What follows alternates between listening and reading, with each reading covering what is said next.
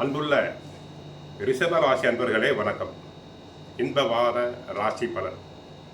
ரிஷப ராசினருக்கு 2 குரு சந்திரன், 4ஆம் இடமாகிய சுகஸ்தானத்தில் கேது, 5 சூரியன் சுக்கிரன், 6ஆம் இடத்தில் செவ்வாய் புதன், 10 ராகு, லாபஸ்தானத்தில் சனி பகவான் வக்கரம் அடைந்திருக்கிறார். சுக்கிரன் 5 இருப்பதாலும் 6 செவ்வாய் இருப்பதாலும் நல்ல வாய்ப்புகள் தங்களுக்கு கிடைக்கும். குரு 2 இருப்பதால் பண வரவுகள் சிறப்பாக இருக்கும். பிறருக்கு தந்த வாக்குறுதிகளை தாங்கள் எளிதாக நிறைவேற்றுவீர்கள். எந்த ஒரு விஷயத்திலும் சுறுசுறுப்பாக செயல்பட்டு அடைய வேண்டிய இலக்கினை அடைவீர். உங்களுக்கு இருந்த மறைமுக எதிர்ப்புகள் அனைத்தும் விலகும். பணம் ஓரளவுக்கு சேமிக்கக்கூடிய வாய்ப்பு உண்டாகும். வியாபாரத்தில் நீங்கள் எதிர்பாராத லாபம் கிடைக்கும்.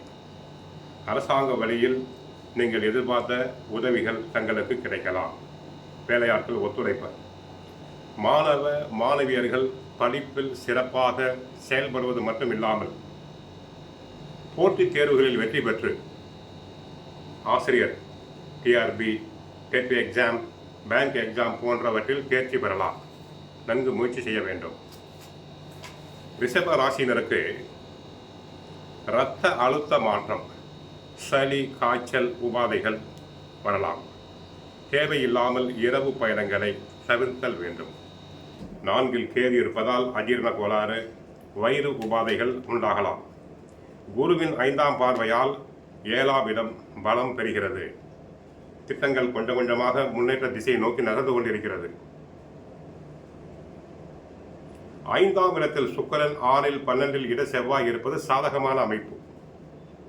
புதிய தொழில் ஒப்பந்தங்கள் வரும். சிலருக்கு பதவி உயர்வு கிடைக்கலாம். சிலருக்கு இடமாற்றங்கள் உண்டாகலாம். உங்களை அதிசார குரு பார்ப்பதால் கஷ்டங்கள் வந்து விமோசனங்கள் கிடைக்கும். கவலைப்பட வேண்டாம். அதிகமாக யாரையும் நம்ப வேண்டாம். தாங்கள் யாரை அதிகமாக நம்புகிறீர்களோ அவர்களே உங்களை ஏமாற்றுவார்கள். வாகனங்களை நன்கு பராமரிக்க வேண்டும். அவ்வப்போது பழுது ஏற்பட்டு செலவும் மன உளைச்சலும் உண்டாகும். யாரோடும் கருத்து வேறுபாடு வேண்டாம். அரசியல் வாழ்க்கையில் உள்ளவர்கள் மிகவும் எச்சரிக்கையாக இருக்க வேண்டும். தாங்கள் செய்ய வேண்டியது, கோவிலுக்கு சென்றால் மகாலட்சுமியை வழிபடுங்கள். கஷ்டங்கள் அனைத்தும் விலகும். வாழ்க வளமுடன், மங்களம் உண்டாகட்டும்.